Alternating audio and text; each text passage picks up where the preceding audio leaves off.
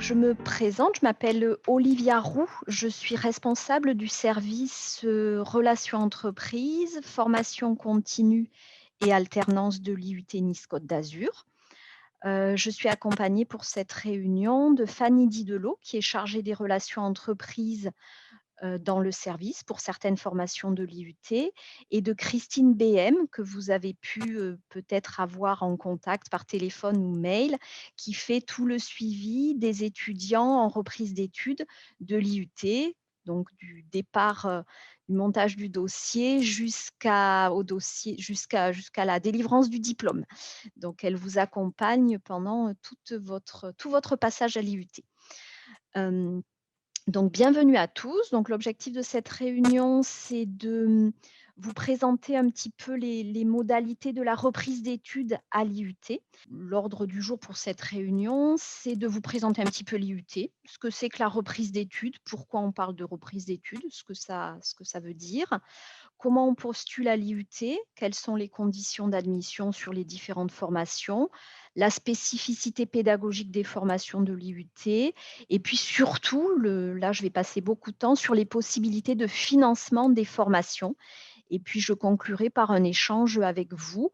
Selon le programme, je ferai des petits temps d'échange également, au-delà de celui que je prévois à la fin.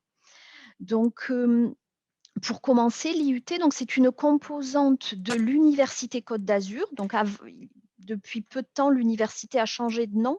Avant, elle s'appelait Université Nice-Sophia Antipolis, mais c'est toujours le même établissement. L'IUT a 4 sites géographiques, à Menton, à Cannes, à Sophia Antipolis et à Nice. Et nous avons 10 départements d'enseignement qui sont répartis sur ces 4 sites géographiques. Et nous accueillons à peu près chaque année 2600 étudiants, dont environ une quarantaine qui sont en reprise d'études sur nos différentes formations. Et il y en a à peu près 600 qui sont en alternance. On propose 10 bachelors universitaires de technologie, les BUT. C'est un nouveau diplôme qui remplace les anciens DUT, diplôme universitaire de technologie, et qui se propose, qui est dispensé en 3 années de formation. On continue à proposer un BUT en gestion des entreprises et des administrations, comme on le faisait avant avec le DUT-GEA. Mais par contre, ce but-là va se faire en 18 mois et non 12 mois comme on pouvait le faire avec le DUT-GEA. On propose également 4 buts en alternance dès la première année de formation. On propose toujours 17 licences professionnelles qui, elles, sont dispensées sur un an. La plupart sont en alternance et toutes sont ouvertes à la reprise d'études. Voilà.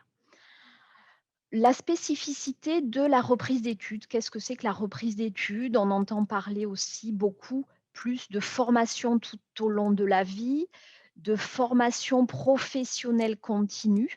Donc tout ça, c'est la même chose.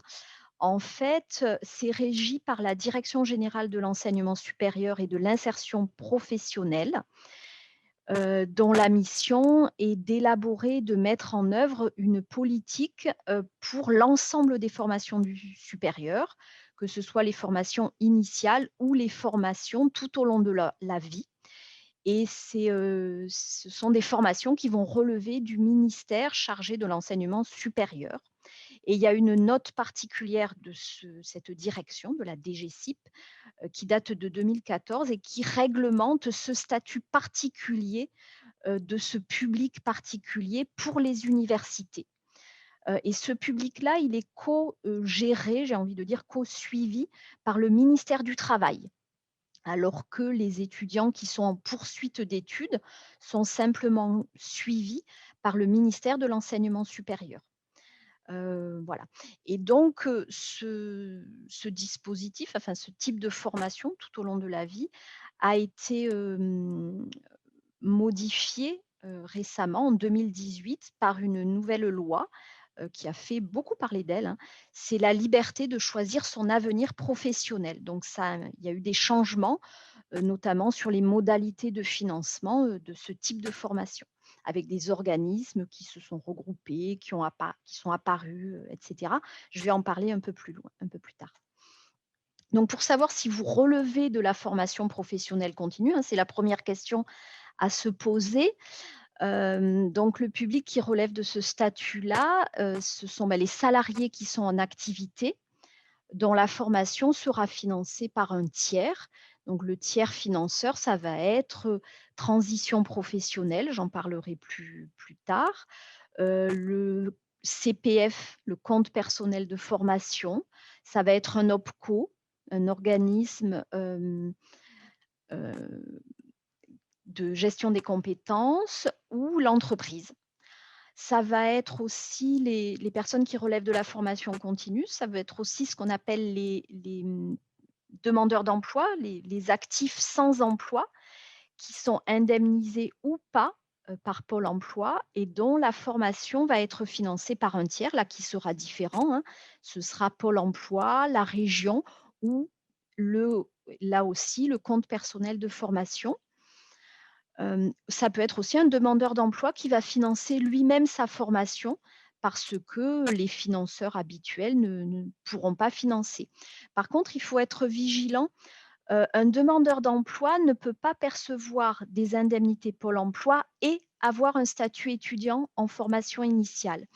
Il arrive parfois qu'on ait des candidats, qui soient un peu jeunes et qui aient eu une activité salariée, plus ou moins longue, et qui sont inscrits à Pôle emploi et qui perçoivent pour quelques mois des indemnités Pôle emploi et là, on leur demande de choisir entre le statut étudiant et le statut demandeur d'emploi. On ne peut pas avoir les 2. On ne peut pas être étudiant et bénéficier d'une bourse étudiant, du Crous et des indemnités, de Pôle emploi. Ça, c'est pas compatible. Donc il faut faire un choix, voilà.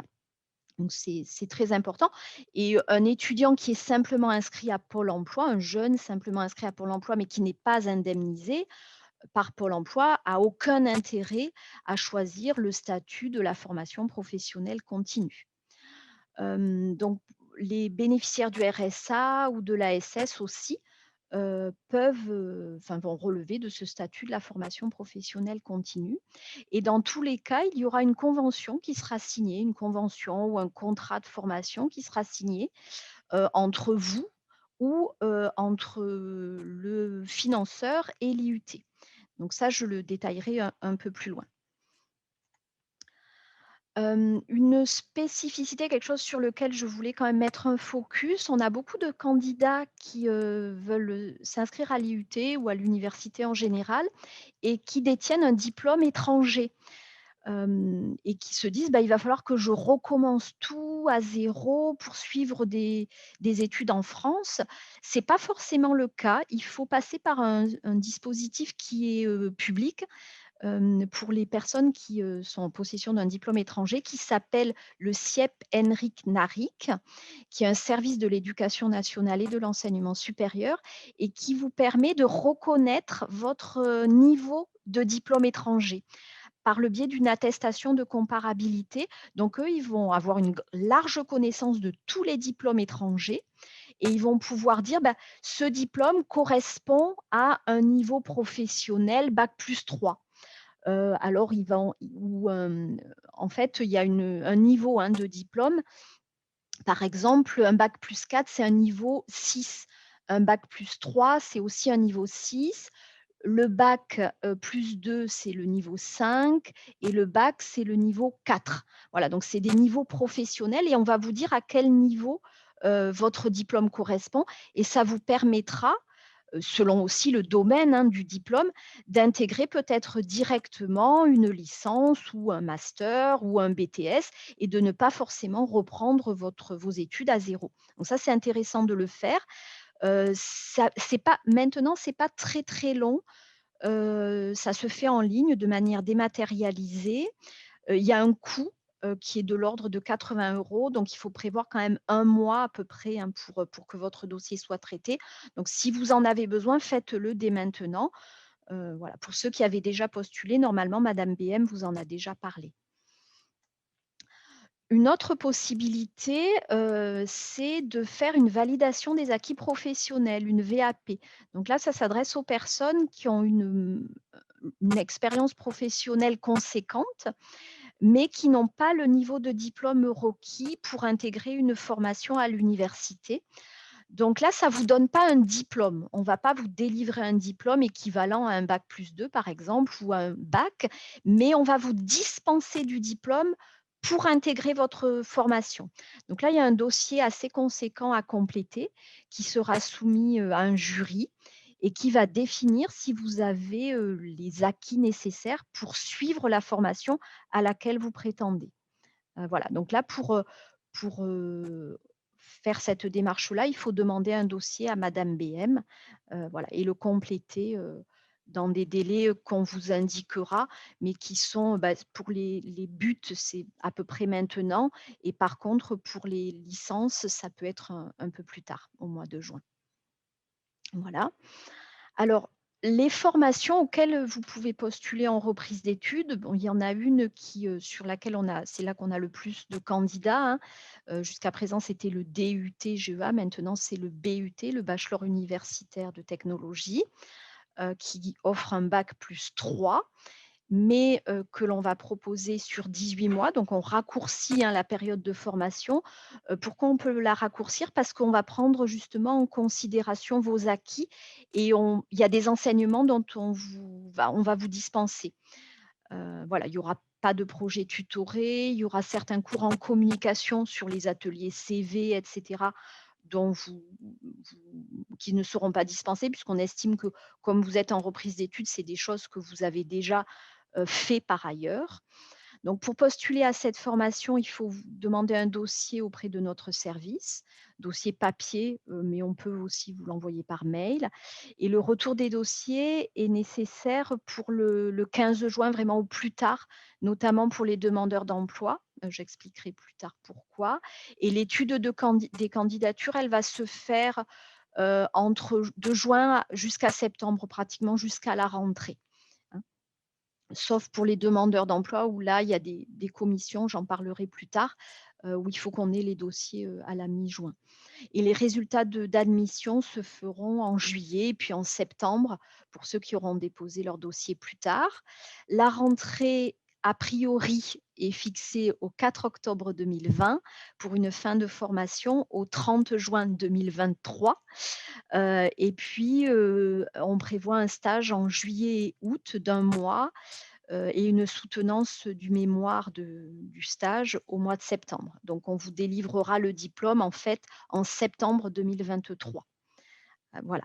Donc pour accéder à cette formation, il faut avoir un bac ou un équivalent, donc un DAEU ou une VAP, de l'expérience professionnelle. En général, c'est logique puisque quand on reprend ses études, c'est qu'on a la plupart du temps, travaillé, assez rapidement et puis ne pas pouvoir postuler à l'autre dispositif qui est le BUT-GEA en alternance ou en formation initiale via Parcoursup. Donc ne pas relever de ce dispositif-là. Voilà. Pour, en savoir plus sur ce programme-là, n'hésitez pas à nous recontacter. Ça y est, la fiche RNCP du diplôme est sortie. Par contre, on n'a pas encore le programme détaillé sur les 3 ans. On est en train de le constituer. Donc c'est pour ça que je ne rentre pas dans les détails des contenus de ce diplôme-là, mais il ressemble quand même beaucoup au DUT-GEA, existant. Voilà. Autrement, vous pouvez également postuler à l'IUT sur nos BUT en 3 ans. Donc c'est la même chose, hein, si vous n'avez pas pu passer par Parcoursup. Donc il faut nous faire une demande de dossier, c'est dès que possible parce qu'en fait, vos dossiers sont étudiés en même temps que les jeunes qui sont passés par Parcoursup, et Parcoursup vient juste de se clôturer et les, recruteurs vont travailler sur les candidatures là maintenant au mois d'avril. Donc c'est pour ça qu'on vous demande de nous renvoyer les dossiers, très rapidement et les résultats d'admission, sont connus à la mi-juin. Donc pour intégrer un BUT sur 3 ans, il faut avoir, le bac ou un DAU ou une VAP, de l'expérience professionnelle et sur certains BUT, je ne crois pas qu'on ait beaucoup de candidats là qui assistent à la réunion qui soient concernés, mais il y a des épreuves de sélection, des écrits ou des oraux. Donc voilà, c'est les en carrière sociale et en info comme journalisme, c'est prévu. Donc il faut se rapprocher du département concerné ou passer par nous, pour connaître les dates de ces sélections. La plupart d'entre vous vont postuler à nos licences professionnelles, donc certains l'ont déjà fait et sont passés par la première session de e-candidat. Donc je me rends compte que j'ai peut-être pas mis la nouvelle adresse du serveur, mais voilà, sur le site de l'IUT, vous retrouvez le lien direct. Donc il y a encore une session là qui est en cours, hein, qui a commencé le 6 avril et qui se termine le 2 mai. Dont les résultats seront publiés le 4 juin. Donc pour, votre profil en reprise d'études, pensez bien à faire le dossier en reprise d'études. C'est vraiment très important de faire ce dossier-là pour que le recruteur vous identifie bien comme étant en reprise d'études. Je vous expliquerai, pourquoi, par rapport à l'alternance, un tout petit peu plus tard. Les critères pour intégrer une licence professionnelle, ben, il faut avoir un bac+2 ou une VAP ou un diplôme étranger reconnu, comme un bac+2, c'est-à-dire un niveau 5, de l'expérience professionnelle et puis après, ben, il y a tous les critères pédagogiques qui sont propres à chaque formation, hein, selon le domaine. Hem Il y a dans certaines formations des entretiens. Donc là, la plupart vont se dérouler à distance. On va voir selon le contexte sanitaire, certes. Donc en général, ils ont lieu au mois de juin. Donc certains recruteurs vont essayer peut-être de les faire en direct, mais il y aura de toute façon toujours la possibilité de les faire à distance, je pense. La pédagogie spécifique à l'IUT, bah, pour vous préparer, si vous êtes, voilà, si vous êtes intéressé pour, réviser un petit peu, avant d'intégrer l'IUT. Les IUT, c'est un réseau, il y a une centaine, il y a 111 IUT en France, et ils ont développé, des cours en ligne, qui sont gratuits pour la plupart, dans énormément de domaines et vous pouvez, consulter, bah, le site IUT en ligne et vous verrez, il y a des QCM, des vidéos, donc ça peut être une bonne approche pour voir un peu, bah, les thématiques, et les cours qui peuvent être dispensés à l'IUT, puis réviser un peu si vous sentez que vous avez des faiblesses sur certaines matières. On a des enseignants, de l'IUT donc qui sont, diplômés d'un CAPES, d'une agrégation, des enseignants universitaires qui sont maîtres de conférences, professeurs des universités et puis des vacataires professionnels. C'est la spécificité de l'IUT. Il y a beaucoup de professionnels extérieurs qui interviennent au sein de nos formations. Donc c'est des gens qui peuvent être chefs d'entreprise, comptables, voilà, DRH, c'est très large. Donc c'est un peu ce qui fait la richesse des parcours à l'IUT, c'est, que vous êtes vraiment ancrés dans le monde professionnel et vous êtes d'autant plus ancrés que vous avez des stages à effectuer, donc qui peuvent aller de 1 mois à 2 mois, de 12 semaines à 16 semaines pour les LP. Et puis, ça peut être aussi par le biais de l'alternance selon votre situation, donc j'en parlerai après, mais vous pouvez être en reprise d'études et être en alternance. Voilà. Au niveau des évaluations à l'IUT, donc c'est du contrôle continu. Il n'y a pas vraiment de notion de partiel comme il peut y avoir dans d'autres filières à l'université, avec les partiels de janvier, puis les partiels de fin d'année. C'est vraiment, des évaluations tout au long de l'année dans toutes les matières. Les modalités de contrôle de connaissances sont connues, elles sont publiques, elles sont accessibles sur notre site internet. Donc si ça vous intéresse, vous pouvez les consulter. La spécificité dans certaines formations, donc pas dans le but GEA FOCO, mais dans les LP, c'est que vous avez à conduire des projets tutorés, ce sont des activités de groupe, donc avec d'autres étudiants de la formation.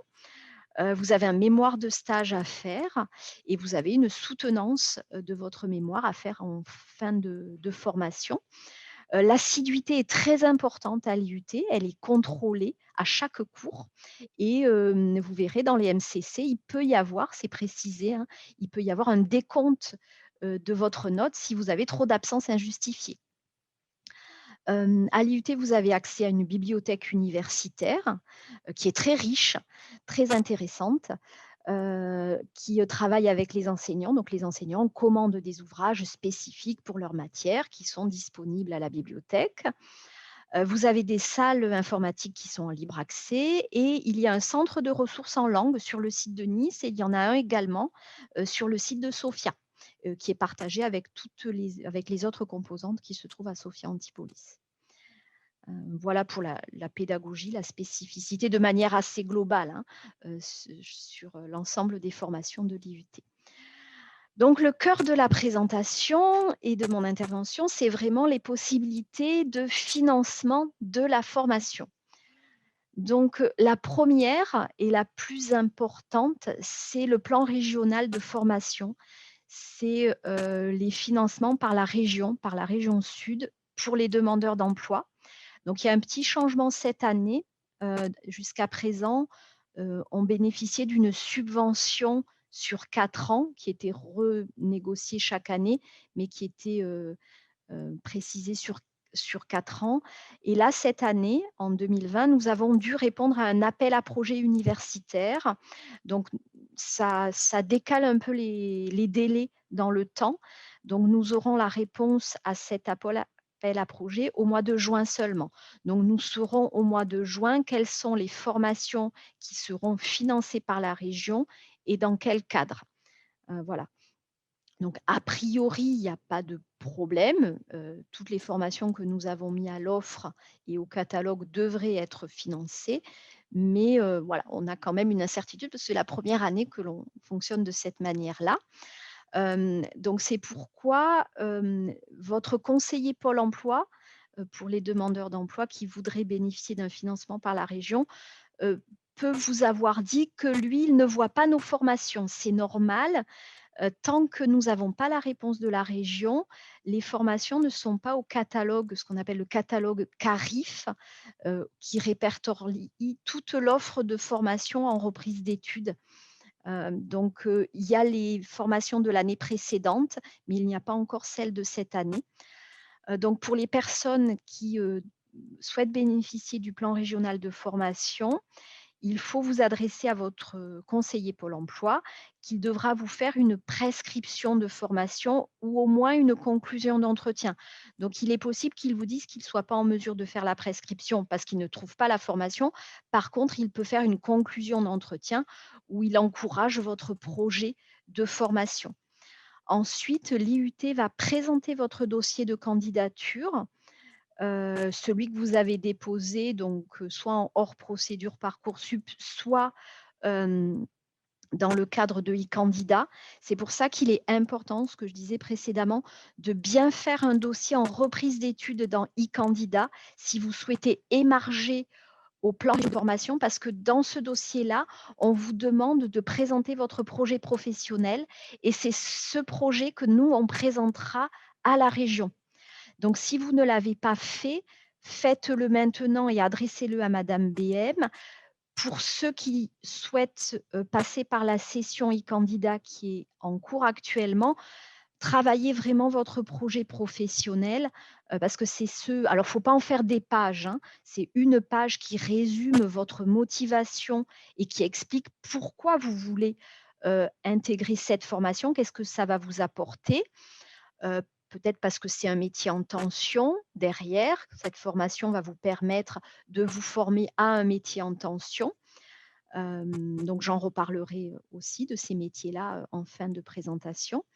Donc voilà, c'est très important d'argumenter parce que nous, c'est ce sur quoi on va se baser pour défendre votre dossier. Ce n'est pas vous qui allez présenter votre dossier à la région, c'est nous qui allons le faire. Donc il nous faut des éléments. Donc un CV bien détaillé et un projet professionnel. Donc les commissions auprès de la région ont lieu en juillet et en août ou début septembre. Donc c'est ce qui avait le calendrier des années précédentes. Je pense que ce sera à peu près la même chose cette année. À la rentrée, l'IUT va établir une attestation d'inscription et d'entrée à un stage de formation sur la plateforme gérée par Pôle emploi qui s'appelle Keros. Voilà, donc c'est le suivi ensuite de votre dossier avec Pôle emploi se fera via Keros. Et vous, via votre, accès au site de Pôle emploi, vous allez voir, ce que nous on fait sur Keros, en fait. Hem, pour les demandeurs d'emploi, il peut y avoir aussi un financement direct par Pôle emploi, dans le cadre d'un projet personnalisé d'accès à l'emploi, voilà, qui peut être le fruit, d'une démarche que vous avez fait via un conseil en évolution professionnelle. Voilà. Et dans ce cas-là aussi, il faudra une prescription par Pôle emploi. Heu, au niveau des financements sur, 2021-2022, moi, j'ai pas d'informations à ce jour. A priori, Pôle emploi, s'il finance, il y aura un cofinancement avec une mobilisation de votre compte personnel de formation. Ça, c'est tout à fait possible. Et Pôle emploi, va établir une demande d'aide, enfin une aide individuelle à la formation qui va faire office de devis et tout ça va se passer via Keros également. Et pareil, à l'entrée en formation, on va établir une attestation d'inscription et d'entrée à un stage de formation via Keros. Donc c'est ce qui attestera que vous êtes plus en fait, demandeur d'emploi en recherche d'emploi, mais demandeur d'emploi en formation. Si vous voulez des informations complémentaires sur ce dispositif-là, Pôle emploi a mis en ligne sur leur chaîne YouTube une vidéo qui explique très bien le dispositif, donc je vous conseille, voilà, de vous y rendre. Donc c'est pareil que pour les personnes qui voudraient se faire financer par la région. Nos formations ne sont pas encore sur le catalogue Keros parce que pour être sur le catalogue Keros, il faut d'abord qu'elles soient sur le catalogue Carif. Voilà, les 2 sont liés. Donc toujours pour les demandeurs d'emploi, une autre possibilité de financement, bah, c'est de mobiliser seul votre compte personnel de formation, donc qui est géré par Mon compte formation sur l'application, votre application. Depuis janvier 2009, votre compte personnel de formation est alimenté en euros. Avant, c'était alimenté en heures. Donc tous les ans, normalement, vous avez 500 € jusqu'à un maximum de 5 000 €. Et vous pouvez compléter cet abondement, directement, vous-même ou solliciter un tiers. Donc c'est ce qui se passe en fait, hein, quand Pôle emploi va financer, c'est, que vous allez mobiliser un tiers qui est Pôle emploi et donc le CPF peut venir dans ce cas en complément, hein, d'autres financements et puis vous pouvez, sans mobiliser votre CPF, financer directement, votre formation. C'est ce qui peut arriver si, vous n'avez pas beaucoup d'argent sur votre compte formation. Ça peut être plus intéressant de ne pas le mobiliser, puis de le garder pour une autre formation. Voilà, plutôt que de le mobiliser. Ça, il faut regarder en fonction de ce que vous avez, sur votre compte formation. D'autre part, si vous êtes demandeur d'emploi, notamment pour les licences professionnelles, si vous avez plus de 26 ans, vous pouvez aussi, signer un contrat de professionnalisation. Donc, je reviens sur les candidatures dans e-candidat sur les licences professionnelles. Donc, on vous demande, si vous relevez de ce statut-là, de faire un dossier en reprise d'études, mais on vous conseille également de faire un dossier en alternance. L'alternance, ça peut être soit votre plan A, soit votre plan B, mais c'est tout à fait envisageable, sachant que la plupart de nos licences, même toutes nos licences professionnelles, sont proposées en alternance. Voilà, donc c'est une possibilité. C'est vrai que c'est compliqué. Avec le contexte sanitaire, ça l'est peut-être encore plus, sachant que vous allez être en concurrence avec des candidats qui pourront signer des contrats d'apprentissage et que le contrat d'apprentissage est aidé jusqu'à 8 000 € pour la première année, donc 8 000 € pour une licence professionnelle et que pour une entreprise, le coût va être beaucoup plus faible, hein. La rémunération, de l'alternant va être plus faible, et ils bénéficieront d'une aide, que vous en contrat pro, vous ne pourrez pas leur faire dont vous en contrat pro, vous ne pourrez pas leur faire bénéficier. Voilà, vous partez avec un petit handicap, mais qui peut être compensé par le fait que vous avez plus de motivation et une maturité, une expérience que eux n'ont peut-être pas. Il faut vraiment jouer là-dessus et il y a des entreprises, notamment des grands groupes qui recrutent quand même en contrat de professionnalisation. Donc il ne faut pas vous désespérer et vous dire: «C'est pas possible pour moi de faire un contrat pro». C'est possible, il faut essayer et puis peut-être que le financement par la région, ça peut être un plan B. C'est pour ça qu'on vous demande de faire les 2 dossiers. C'est bon, je pense j'aurai des questions là-dessus, donc j'aurai l'occasion de revenir là-dessus. Hem Pour les salariés, donc là, j'ai fait à peu près le tour pour les demandeurs d'emploi. Pour les salariés, il y a un dispositif qui existe qui, avant, s'appelait, le congé individuel de formation. Donc bientôt, je vais pouvoir enlever la mention du FONGECIF, ça va devenir complètement obsolète, mais certains candidats peuvent peut-être encore connaître. Donc ça s'appelait le FONGECIF, c'est devenu Transition Pro. C'est un organisme paritaire et interprofessionnel qui s'appelle Transition Pro PACA dans notre région et qui met en œuvre et dispense le compte personnel de formation de transition professionnelle. C'est un dispositif qui concerne les actifs, les salariés du privé seulement, pas ceux du public, et qui permet aux salariés, entre autres, hein, de suivre une formation certifiante. C'est important le certifiant, c'est-à-dire qu'il faut que la formation soit au répertoire national des certifications. Donc, c'est le cas de tous nos diplômes. Voilà, donc à l'IUT, à l'université, vous n'avez pas de souci à vous faire. Toutes les formations dont je vous ai parlé sont au RNCP et sont certifiantes. Par contre, ce qui est important, c'est que, et ce que le, le dossier est regardé là-dessus, c'est l'objectif, c'est de changer de métier ou de profession. Ce qui n'était pas forcément le cas dans le cadre du congé individuel de formation. Donc ça, c'est quelque chose qui est important quand vous déposez votre dossier. Le projet de transition professionnelle, donc qui est un dispositif de transition pro, il est ouvert aux salariés qui sont en CDI au moment de votre demande, au moment de leur demande, et il faut justifier d'une ancienneté d'au moins 24 mois consécutifs ou non, mais 12 mois dans votre entreprise actuelle. Voilà.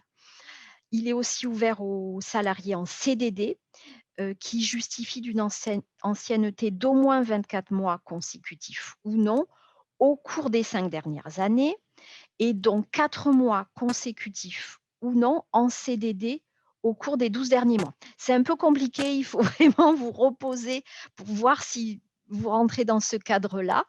Voilà.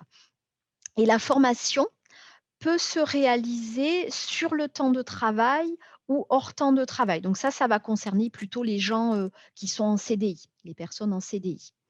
Donc on va voir les particularités, si c'est hors temps de travail ou sur le temps de travail. Nous, la plupart du temps, comme c'est des formations qui se sont délivrées en journée, c'est a priori pas tellement compatible avec le hors temps de travail. Voilà. Sinon, il faut que vous preniez des congés, c'est un peu compliqué quand même. Et puis, il y a un dispositif qui s'appelle il y a 3 dispositifs, hein, avec Transition Pro. Le deuxième dispositif, c'est le dispositif démissionnaire qui est très encadré. Donc si certains sont concernés, surtout ne démissionnez pas comme ça en vous disant: «Je vais rentrer dans ce dispositif-là». Ça ne se passe pas comme ça. En fait, c'est un dispositif donc qui permet aux actifs, aux personnes en activité de concrétiser leurs projets de manière sécurisée en étant indemnisés par Pôle emploi, mais sous certaines conditions. Donc, il faut répondre aux conditions d'ouverture de droit à Pôle emploi. Déjà, c'est la première chose. Et surtout, il faut avoir fait un accompagnement en conseil en évolution professionnelle. Ça, c'est obligatoire, ce qui n'est pas forcément le cas pour le premier dispositif. Pour transition professionnelle, le PTP, le projet de transition professionnelle, ce n'est pas obligatoire d'avoir suivi un conseil en évolution professionnelle, quoique je vous conseille fortement de le faire. J'en parle un peu après de ce dispositif-là, parce que ça pourra appuyer votre dossier. Même si ce n'est pas obligatoire, ça appuie votre dossier. Donc par contre, pour le dispositif des démissionnaires, là, c'est vraiment obligatoire.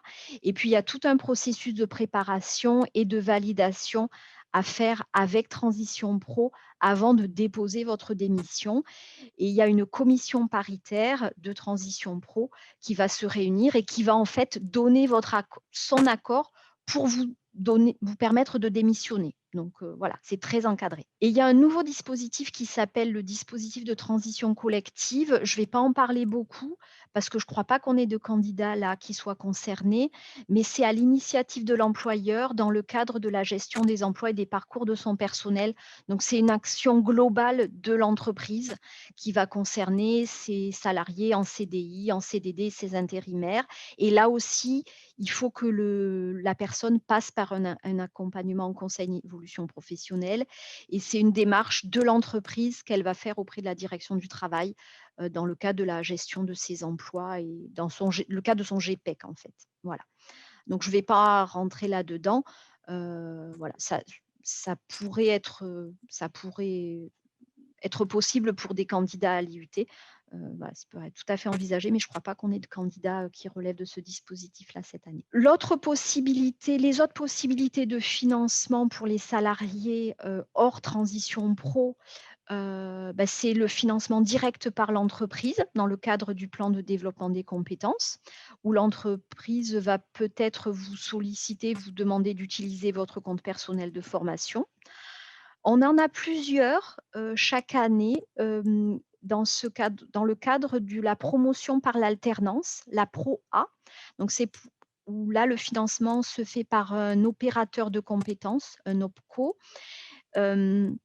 Et en fait, c'est pour ça que pour ces candidats-là, vous allez peut-être pas forcément faire un dossier en reprise d'études, mais plutôt un dossier en alternance uniquement. Et dans le dossier en alternance, certains vont avoir rempli la promesse d'embauche, qui est normalement destinée aux personnes qui vont faire de l'alternance dans le cadre d'un contrat d'apprentissage ou de professionnalisation. Mais voilà, ça rentrera dans ce cadre-là. Donc, on en a régulièrement. Et là, ça va être l'OPCO qui va financer votre formation. Donc, il y a différents OPCO, différents opérateurs de compétences selon l'entreprise dans laquelle vous êtes salarié. Et il y a des critères, c'est vraiment dans le cadre d'un échange avec votre service RH que ça va se faire. Voilà, et c'est suivi en général par l'OPCO et la DRH de l'entreprise. C'est pas, voilà, c'est pas qu'à l'initiative du salarié. Et puis, dans le cadre d'un contrat de sécurisation professionnelle, de CSP, donc c'est suite à un licenciement économique. Donc, quand une entreprise est touchée par plusieurs licenciements économiques et parfois elle va confier les licenciements à un tiers et nous, donc le prestataire, on va être on va échanger avec le prestataire directement qui gère les licenciements économiques et qui va financer votre formation. Ça peut être aussi le prestataire, ça peut être aussi Pôle emploi. Voilà, et dans ce cas-là, Pôle emploi va compléter par l'aide individuelle à la formation. Voilà. Donc là, il va y avoir dans le cas d'une CSP, ça peut être un montage avec Pôle emploi, avec le prestataire de gestion des licenciements. J'ai parlé donc dans le cadre de la transition pro du conseil en évolution professionnelle, mais ça touche tous les salariés et les demandeurs d'emploi. C'est un dispositif qui a été créé par la loi de 2013 sur la sécurisation de l'emploi et qui a été renforcé par la réforme de 2018, puisque la réforme de 2018, elle a vraiment défini les opérateurs de mon conseil en évolution professionnelle. C'est quelque chose que je vous conseille fortement pour vous aiguiller, vous orienter sur les possibilités de formation et sur l'ingénierie financière du financement de votre formation. Nous, on est là, on peut vous aiguiller, on est des professionnels de la formation, mais c'est vrai qu'on n'a pas forcément toujours tous les tenants et les aboutissants sur les possibilités financières. Donc, et puis, ça peut appuyer votre dossier aussi de demande de financement si vous êtes passé par ces dispositifs-là. Parce que ça montre que vous avez vraiment réfléchi à votre parcours et à ce que vous voulez faire. Et ces conseillers vont connaître les métiers en tension et du coup, ils vont pouvoir aussi appuyer votre dossier par rapport à ce critère-là, en fait. Voilà. Donc les opérateurs, bah, c'est Pôle emploi, des associations, l'association pour l'emploi des cadres, c'est l'APEC, les missions locales, Cap emploi pour les personnes en situation de handicap et puis le réseau EVA, donc je vais en parler un peu plus tard dans la slide d'après. Donc c'est un dispositif qui est gratuit, c'est gratuit, on ne vous demande pas d'argent, c'est personnalisé et c'est proposé, bah, à toute personne qui souhaite faire le point sur sa situation. Donc, pour les demandeurs d'emploi, ça va plutôt être Pôle emploi ou Cap emploi ou l'APEC. Et pour, par contre, les salariés, ça va être le réseau EVA. Donc, il y a plusieurs niveaux d'accompagnement et de conseils. Voilà, donc, vous avez tous les renseignements sur moncep.org. Et sinon, pour le secteur privé, donc en PACA, voilà, le réseau EVA est organisé et vous pouvez les identifier et avoir tous les renseignements sur monservicecep.fr. Bon, c'est facile, vous tapez «Mon service CEP région PACA» et vous trouvez, le site web dont est issue cette diapositive. Donc voilà pour vous expliquer comment ça fonctionne. Donc on vous explique ce que c'est que le conseil en évolution professionnelle, euh, les différents lieux d'accueil. Bon là, ils font beaucoup de dématérialisés, hein, donc c'est quand même possible, même si les sites sont fermés. Voilà. Et ça vous permet un peu de voir et de vous orienter déjà dans un premier temps. Voilà. Ensuite, quelque chose quand même qui est assez important, les tarifs des formations professionnelles, de la formation professionnelle continue à l'IUT. Donc ce sont des tarifs qui sont votés au conseil d'administration de l'université. Donc ce qu'il faut savoir, je pourrais revenir sur ma toute première slide, c'est-à-dire que l'université a la possibilité de proposer ces formations en reprise d'études et pour ces formations, elle ne reçoit pas de financement pour ce public-là, du ministère de l'enseignement supérieur. Donc, elle reçoit des financements des tiers qui vont financer votre formation. Donc, c'est pour ça qu'on applique des tarifs spécifiques. Donc, pour les licences professionnelles, pour une année, c'est 5 000 € si vous avez un tiers financeur. Si vous autofinancez vous-même, ça va être 2 500 €. Et si vous êtes au RSA ou à l'ASS et qu'il n'y a pas du tout de tiers financeur, pas de contrat de formation, là, il n'y aura pas de coût de formation. Voilà. Hem, c'est intéressant de vous poser la question si vous touchez des indemnités Pôle emploi, en fait. Heu, et si vous voulez solliciter votre compte de formation, il faut voilà, voir en fonction de votre situation ce qui est le plus judicieux de faire en fonction du coût également. Voilà. Le DUT-GEA, alors je vois que j'ai fait une coquille là sur ma présentation. Donc le DUT-GEA, alors j'ai fait une erreur parce qu'il est à 8 000, il n'est pas à 6 000, il me semblait l'avoir corrigé. Il est à 8 200 € et non 6 000. Pour la formation continue et il est à 4 000 € si vous financez vous-même. Les DUT, donc uniquement la deuxième année, puisqu'on continue à proposer ce diplôme-là, c'est 5 000 € pour une année en formation continue et 1 000 € si vous financez vous-même votre formation. Voilà, mais je répondrai à vos questions ensuite, je pense qu'il doit y en avoir quelques-unes. Mais voilà. Donc quand vous êtes en reprise d'études, on vous fait signer un contrat de formation et ça vous ouvre droit à des prestations particulières. Donc, c'est pour ça, s'il n'y a pas de coût formation, il n'y a pas la petite colonne violette, vous n'avez pas droit forcément à tous les accompagnements en fait, qui sont proposés là. Donc, la formation, ça c'est évident, une demi-journée d'accueil, des ateliers numériques, des ateliers à la méthodologie universitaire, notamment pour le mémoire, un accompagnement individualisé, des forums organisés à l'université. et puis des conseils auprès, des services universitaires, du bureau d'aide à l'insertion professionnelle, par exemple. Voilà, donc je vais répondre, à vos questions. Si vous avez de toute façon par la suite d'autres questions et que vous ne voulez pas les poser là en direct, n'hésitez pas à nous contacter. D'autre part, il existe aussi un numéro gratuit, il y a un site, hein, qui balaye toute l'orientation, en région PACA, avec un site internet et un numéro de téléphone. Il y a eu 2 questions. Oui. Donc la première, le statut étudiant s'applique à la formation professionnelle? Et non, justement. Le statut étudiant ne s'applique pas à la formation professionnelle. Quand on est étudiant, en fait, il faudrait voir quelle est votre situation de manière précise, si vous avez travaillé ou pas. Si vous n'avez pas travaillé, hem, que vous n'êtes pas indemnisé par Pôle emploi, il est fort probable que vous puissiez bénéficier du statut étudiant. Voilà. Donc dans ce cas, il y aura pas de coût formation spécifique. Vous allez suivre la formation comme un étudiant lambda.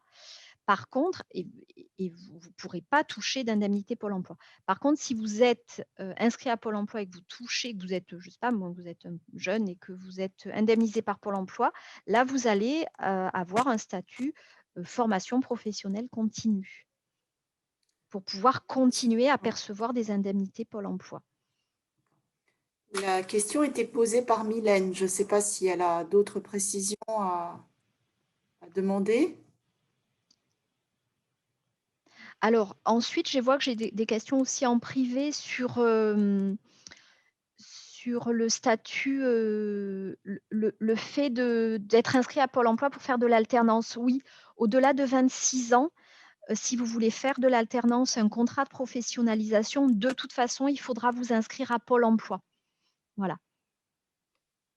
Alors, j'ai une autre question. Quelle différence y a-t-il entre une reprise d'études via Parcoursup et hors Parcoursup? Alors, via Parcoursup, souvent, Parcoursup va bloquer, par rapport à votre âge. Il pourrait y avoir un blocage. Et puis certains candidats en reprise d'études ne peuvent pas rentrer dans Parcoursup. Donc c'est pour ça qu'on a ouvert la possibilité pour ceux qui ne peuvent pas du tout passer par Parcoursup, qui ne sont pas parce que Parcoursup, c'est plutôt pour les jeunes en poursuite d'études. Donc on a quand même ouvert la possibilité de candidater à nos BUT en 3 ans. C'est que Parcoursup, c'est pour les diplômes qui sont juste après le bac, donc les BUT en 3 ans.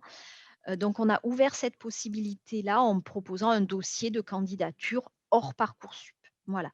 Par contre, la différence entre e-candidat et Parcoursup, e-candidat, ça permet de candidater aux licences professionnelles, puisque je rappelle qu'une licence professionnelle, c'est une formation qui se fait en 1 an et il faut déjà avoir un bac+2. C'est pour ça que ce n'est pas juste après le bac. Parcoursup, c'est vraiment pour des formations qui se font juste après le bac. Alors, il y a une autre question à l'instant. Je suis actuellement en recherche d'emploi, mais je ne suis pas payée par Pôle emploi, mais par le service public CHU. J'ai plus de 35 ans. Pour ma demande de financement, est-ce que je dois passer par Pôle emploi? J'aimerais faire la formation but GEA des entreprises. Alors non, il faudra passer alors c'est l'OPCO, de la profession, médicale.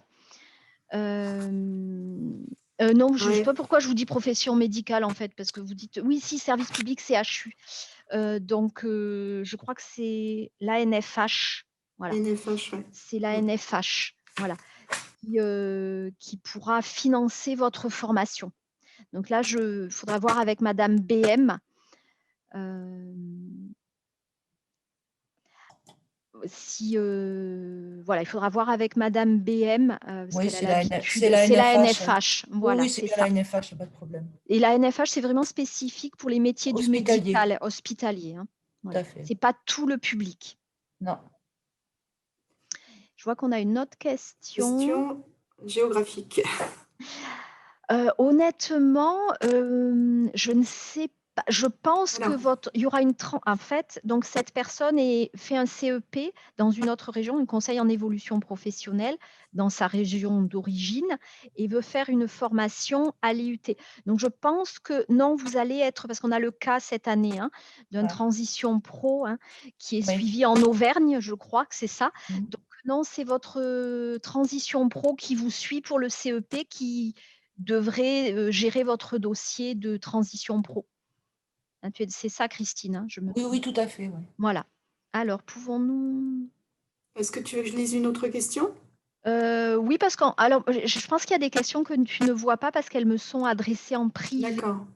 Donc, Donc, alors, il y a quelqu'un oui, alors qui je vais arrive à le terminer faire. parce qu'il y a une question voilà, qui me dit j'ai des difficultés à trouver une alternance à cause de la crise Ouais. sanitaire. Oui, je comprends tout à fait la situation. Il y a des secteurs plus impactés que d'autres. Là, en plus, c'est très compliqué pour mener des entretiens, mais il ne faut pas abandonner pour autant. L'année dernière, on a quand même réussi, alors de manière globale sur l'alternance, à placer tous nos étudiants en alternance. On a même eu une augmentation de pratiquement 17% du nombre d'alternants. Donc, il ne faut pas baisser les bras, vraiment. Malgré la crise sanitaire, il faut persévérer. Je ne sais pas dans quel secteur vous cherchez. Il y a des secteurs où il y a vraiment des métiers, à part le tourisme, où vraiment c'est un secteur sinistré, et l'hôtellerie, mais il y a des métiers qui sont vraiment en tension au niveau de la logistique, au niveau de la comptabilité. Donc, c'est pour ça que pour le budget EA, bon, ce n'est pas forcément en alternance, mais ou la licence MGO, en comptabilité, dans le numérique, dans les réseaux, il y a vraiment beaucoup de métiers. En tout cas, sur nos formations, on a énormément de métiers en tension. Donc, il y aura des recherches d'alternance et les entreprises sont très favorables à l'alternance. Elles y sont beaucoup encouragées, il y a eu beaucoup de promotions et les entreprises avec lesquelles nous, on a pu échanger sont tout à fait ouvertes à ça. Donc, il ne faut pas baisser les bras là au mois d'avril. Vous pourrez baisser les bras au mois de septembre, mais pas au mois d'avril. Voilà. Après, je vois en privé, j'ai une question sur la licence de journalisme. Donc la licence, comme je le disais, c'est une licence professionnelle, donc elle ne se fait qu'en une année et elle se fait en alternance. Par contre, il y a le but journalisme qui se fait en 3 ans et lui, il n'est pas proposé en alternance. Donc je ne sais pas, voilà, si j'ai pu répondre à votre question, mais il y a des préparations au concours dans le cadre du but en journalisme. Voilà, pas dans le cadre de l'ALP. Donc, je ne sais pas quelle est votre situation. C'est Charlène qui me pose la question. Voilà, si vous voulez Ah oui, c'est compléter. Charlène Voilà. hier. Est-ce que voilà, tu as d'autres questions à me soumettre, Fanny? Charlène demande comment intégrer la LP. Il faut avoir un diplôme Bac+2. Voilà, C'est il ça. faut avoir un diplôme Bac+2 ou faire une validation des acquis professionnels. Alors pour journalisme, il va falloir voir un petit peu quelle est votre expérience professionnelle, ce que vous pouvez faire, parce que faire un dossier VAP, c'est peut-être un peu fastidieux. C'est voir avec Madame BM et elle rentre en contact avec l'équipe pédagogique de journalisme. Déjà, juste au regard de votre CV, voir si vous avez des chances d'intégrer la licence. Voilà. Sans avoir le Bac+2 et faire une VAP. Voilà, ça peut être une possibilité. Mais dans le domaine. Voilà, ça Il dépend faut de que ce votre soit dans le domaine. expérience, il faut que ce soit dans le domaine. Ça, c'est l'équipe pédagogique qui pourra donner un premier avis. Si elle a un avis plutôt favorable, on vous fera faire un dossier VAP. Si elle nous dit non, ça ne va pas coller, c'est pas possible, sans avoir de l'expérience dans le domaine, elle ne pourra pas intégrer la LP, il faudra passer éventuellement par le BUT. Et le BUT ne se fait pas en alternance, donc ça veut dire que vous allez partir sur 3 ans. Avec un coût formation. Oui, alors il faudra étudier le coût formation, voir votre situation, voilà, votre situation Alors, vraiment sur les 3 années. pardon, on a un ou une candidate en licence pro MGO qui s'appelle iPad. Je me demande si des job dating vont être organisés par l'IUT de Nice pour nous aider trouver des entreprises pour les licences pro en Alors alternance. oui, justement, on y travaille. C'est pour ça que j'étais un petit peu en retard parce qu'on était en train de chercher une entreprise pour pouvoir organiser les job dating. S'il n'y a pas de job dating dans les formations, faut pas vous alarmer non plus. Nous, il y a des personnes comme Fanny, des chargées relations entreprises, elles sont 4 au sein du service, qui s'occupent de mettre en relation les candidats retenus en formation. Donc, pour ceux qui sont déjà passés par e-candidat pour la première session, pour les licences pro, et qui sont retenus en alternance, les chargés relations entreprises vous mettent en relation avec des entreprises. Donc, elles récupèrent votre CV, elles constituent une CV Tech et quand elles ont des contacts entreprises, elles donnent accès à cette CV Tech aux entreprises. Par contre, nous, on ne va pas vous donner une liste d'entreprises. Vous met en relation. Voilà. Mais on ne vous donnera pas de liste d'entreprises. Voilà. Et dans certaines formations, on va essayer d'organiser des job dating virtuels où on vous mettra en relation vraiment directe avec les entreprises et vous passerez un entretien avec un premier entretien parce qu'en général, l'entreprise, elle vous recontacte pour un autre entretien. Christine, il y a une question pour toi. Quelqu'un qui a bien reçu le dossier à remplir et demande si elle doit être acceptée par le jury avant de te renvoyer le dossier papier. Quel dossier? Un Le dossier de dossier BUT ou d'inscription. BUT alors? But? Mais ça doit être Alors, des dossiers de candidature parce qu'inscription, ce n'est pas encore Non, c'est pas d'actualité. encore. dossier de candidature, alors je ne sais pas si c'est en but ou en licence. C'est Jeanne qui pose la Je question. pense que pour le dossier, pour savoir si vous allez être accepté ou pas par le jury, il Oui. faut rendre le dossier. Faut rendre C'est le sur la base dossier, du oui. dossier que le jury va statuer. Alors, c'est pour un but GEA apparemment, donc voilà. D'accord. Et Il faut me rendre. et en fait, oui, peut-être ce sur quoi j'ai pas assez insisté pendant la présentation, vos candidatures, notamment pour ceux qui vont passer par la prochaine session de e-candidat ou ceux qui postulent en but, la demande de financement se fait en parallèle. N'attendez pas d'avoir votre réponse d'admission à notre formation pour faire votre demande de financement, notamment pour les transitions pro, parce qu'il y a des délais à respecter. Il faut que votre demande soit finalisée 3 mois avant le début de la formation, pour transition pro notamment. Donc, n'attendez pas parce que nous, par exemple, pour la prochaine session de e-candidat, on va vous donner une réponse au mois de juin. Au mois de juin, ce sera trop tard. Donc, ça se fait en parallèle. C'est vrai que c'est un peu délicat parce que pour Transition Pro, vous devez vraiment préciser le nom de la formation.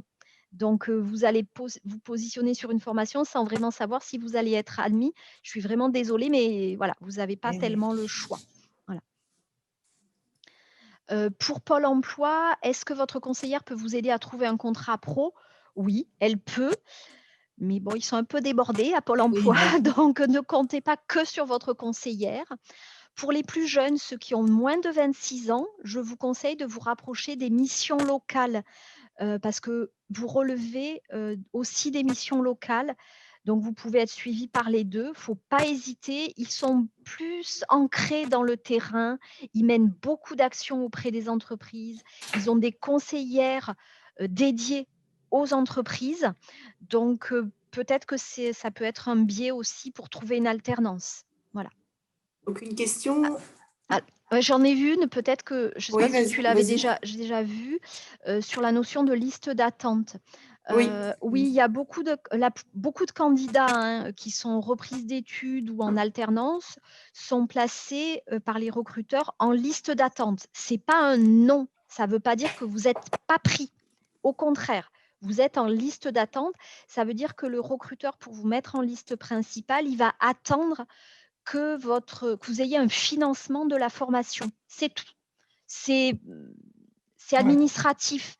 C'est un oui, mais voilà, pour suivre mes effectifs, je ne veux pas vous mettre dans ma liste. Voilà, vous allez venir, c'est sûr. Voilà, c'est pas un non. Voilà, faut vraiment pas en prendre ombrage non plus. C'est pas parce que votre dossier est pas bon. C'est vraiment parce que le recruteur, il fait sa petite cuisine interne et voilà, c'est tout. Donc, vous inquiétez pas. Et si vous ne trouvez pas d'alternance, ben, vous êtes en liste d'attente. Donc effectivement, c'est pas que votre dossier va être refusé, c'est que si vous ne trouvez pas d'alternance ou que vous ne trouvez pas de financeur, ben, au final, vous ne vous inscrirez pas à l'IUT. Mais ça, on verra en juillet, en septembre. Voilà, c'est l'étape d'après. Là, vous avez passé l'étape candidature. Voilà. Donc là, maintenant, c'est l'étape, je trouve une entreprise, je trouve un financeur. Voilà. Et ensuite, la dernière étape, c'est l'inscription qui se fait en juillet ou en septembre. Alors, il y a une longue question de Mylène, notamment Oui. le calendrier de reprise d'études est-il différent de l'alternance, de celui d'alternance? Non, pas vraiment. Ça dépend un peu des formations. Donc, les dates de rentrée et les dates de fin de formation peuvent être un peu différentes. C'est-à-dire que si vous êtes en demandeur d'emploi, en reprise d'études, financé par Pôle emploi ou la région, vous allez commencer votre formation comme les autres. Vous allez suivre le rythme de formation avec de l'alternance comme les étudiants en alternance. Vous serez dans le même groupe. Par contre, pendant que les autres seront en entreprise, vous allez, dans certaines formations, avoir un projet tutoré à réaliser, alors que les autres, ils vont le faire en entreprise. Vous allez avoir un stage à effectuer, mais qui sera sur un rythme d'alternance. Donc, c'est pour ça que vous allez avoir un calendrier un peu différent. Et vous allez, la plupart du temps, terminer votre formation fin juin, début juillet, selon les formations. En MGO, je crois que c'est mi-juillet. En MGO, RPCCE, c'est mi-juillet. Et les autres, ils vont continuer à aller en entreprise quand l'IUT est fermé, fin juillet et août. Voilà. Donc oui, vous avez un calendrier un peu différent. Il y a 2 calendriers. Le projet professionnel est-il une sorte de lettre de motivation? Quelles sont les différences attendues? Oui, c'est une sorte de lettre de motivation. La lettre de motivation qui est demandée dans les dossiers de candidature, c'est la lettre que vous adressez au responsable de la formation pour motiver votre souhait de rentrer en formation. Donc, vous pouvez reprendre des éléments de votre lettre de motivation dans votre projet professionnel. Sauf que le projet professionnel, vous allez aller un peu au-delà dans l'explication et votre justification. Là, vous allez vous adresser à Pôle emploi et à la région en disant, mais moi, je veux faire cette formation parce que je sais qu'il me manque telle et telle compétence, que je vais les trouver dans cette formation parce que dans la fiche RNCP, dans la plaquette, c'est identifié et parce que c'est peut-être un métier en tension. J'ai vu qu'il y avait beaucoup d'offres d'emploi sur ce métier-là, donc je sais que derrière, je vais trouver un métier. Vous allez argumenter un peu plus, voilà, avec un objectif emploi. Parce que Pôle emploi, la région, ils vont investir sur vous et sur votre formation. Donc, ils veulent en quelque sorte rentrer dans leurs frais en investissant pour vous et ils veulent que derrière, vous trouviez un emploi. Donc, ça va être ça, le projet professionnel. Donc, vous n'allez pas en mettre des tonnes non plus, hein, voilà. Mais ce n'est pas, pas de blabla, pas de langue de bois. Vous pouvez aller directement droit au but. Mais il faut expliquer, justifier et montrer que c'est motivé. Vous n'êtes pas venu là parce que vous avez vu de la lumière. Voilà. Alors, Après. Non, mais c'est des très bonnes questions. Merci Mylène. C'est toujours Mylène, la question suivante. Sur la fiche de renseignement, il y a une auto-formation. Comment définissez-vous chaque niveau évoqué? Donc, je pense qu'elle a voulu dire auto-évaluation. Oui, c'est peut-être en informatique. Oui, c'est ça. Oui, c'est ça. Donc, c'est pour évaluer votre niveau d'informatique. Donc là, je ne saurais pas trop dire. Je pour saurais la pas LPDAM. trop, je saurais pas trop vous aiguiller là-dessus, honnêtement. Peut-être vous pouvez contacter Monsieur Donati, mais je ne sais pas s'il va vous répondre. Je pense qu'elle a déjà. Donati, voilà. Mais voilà. Alors, autre question. Je n'ai plus mes relevés de notes de bac plus 1 et 2 car j'étais en classe prépa. Par contre, j'ai mes notes au concours. Est-ce que cela suffit? Oui, en fait, pour justifier de votre niveau, fournissez tous les éléments que vous pouvez. Donc, comme souvent, vous ne pouvez mettre qu'un seul document, vous les fusionnez tous ensemble et puis vous les téléchargez sur e-candidat. Sinon, mettre une note explicative au cas où. Oui, voilà, vous expliquez pourquoi, parce que sinon, notre service de la scolarité, il me semble sur sa chaise. Mais Et Et mettre le dossier en attente. ils mettent le dossier en attente, ça prend du Voilà. temps, enfin voilà. Mais du coup, vous mettez une petite note explicative. Pour ça, vous fusionnez les documents, vous mettez en en-tête. Je ne peux pas vous donner le document précis demandé avec mes relevés de notes qui vont bien. Par contre, je peux vous fournir ces relevés de notes-là qui vous permettent quand même d'apprécier mon niveau. La lettre de motivation doit être différente sur chaque dossier. Non. Non, non, non, non, non, la lettre de motivation, c'est pas la peine. Il faut l'adapter au dossier, à la formation, à part. Oui, pour chaque, si c'est pour la même formation, voilà, si c'est pour un dossier alternance, un dossier reprise d'études, c'est pas la peine. Vous pouvez faire la même, il n'y a pas de problème. Il y a pas de problème. Vous pouvez même expliquer dans la lettre de motivation et mettre la même, que vous faites les 2 dossiers, que vous avez un plan A, un plan B, que voilà, vous voulez mettre toutes les chances de votre côté, mais que vous êtes vraiment motivé par l'alternance, mais que c'est très difficile, voilà. Et vous pouvez mettre la même lettre dans les 2 dossiers. Après, si vous postulez à plusieurs formations, là, vous adaptez un petit peu pour expliquer voilà, pourquoi celle-ci plutôt qu'une autre quand même. Et la dernière question de Mylène, comment savoir quel financement est le plus intéressant? Je pense que vous avez échangé avec Madame BM, elle a déjà dû vous le dire, mais ça, c'est vraiment, ça, je ne suis pas trop rentrée dans les détails parce que c'est vraiment Oui. au cas par cas. Où vraiment, ça va être, le candidat va falloir qu'il regarde combien il est indemnisé, pendant combien de temps, si c'est par Pôle emploi. Donc, il faut vraiment regarder au cas par cas. Et parfois, c'est possible que ce soit pas la peine de faire jouer le CPF. Enfin, voilà, il faut vraiment voir. Et Madame BM, elle a l'habitude de ça, donc elle regardera avec vous au cas par cas. Et parfois, il faut faire activer plusieurs leviers, jouer sur 2 tableaux en même temps pour avoir toutes les chances d'avoir un financement. En fait. C'est pour ça qu'on parle maintenant vraiment d'ingénierie financière. Plus d'autres questions. Il y a beaucoup de remerciements et de personnes qui ont dû partir. Oui. Il n'y a pas d'autres questions sur le. Bon, après, donc moi, ce que je vais faire, c'est que je vais envoyer ma présentation, le PDF, par mail à tous les gens qui concernés, tous les participants. Et puis, on mettra en replay la présentation. Voilà. Puis surtout, bah, n'hésitez pas à nous contacter, poser vos questions et étudier votre situation particulière. Voilà, j'espère que je vous ai bien éclairé. Je vois qu'il y a une dernière question de Charlène. Sur la licence journalisme, est-ce qu'il y a une possibilité d'entrer directement en licence, sachant que je n'ai pas d'expérience dans le journalisme? Mais dans le sport. Dans le Il sport. faudrait qu'on voit au préalable avec le responsable Pour de sa formation, formation. l'équipe pédagogique, vraiment au regard de votre CV détaillé et peut-être d'une lettre de motivation.